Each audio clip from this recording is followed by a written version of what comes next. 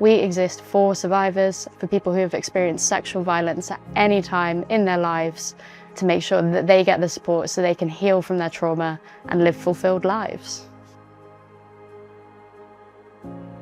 I actually started as a volunteer at SARS 16 years ago, and I took the very first phone call on the helpline. And now we support up to about 1,000 people a year, working across the whole of Avon and Somerset.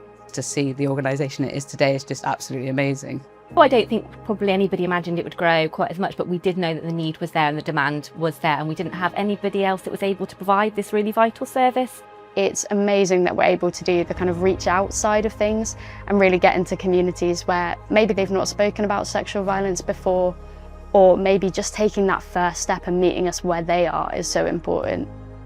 So the drop-in sessions are designed for people that are kind of waiting for support, that have maybe never accessed our service. And the idea is that people can come along to a drop-in centre where they can meet other survivors. They don't necessarily have to talk about their own story, but it's a really casual space where they can maybe do a self-care activity, paint a pebble, and they can talk about things that might be able to help them to cope with that trauma. Coming to a group can feel quite frightening for the first time, meeting people that you've never met before, but actually some of the benefits of that around kind of feeling connection, not feeling alone, is just really, really powerful.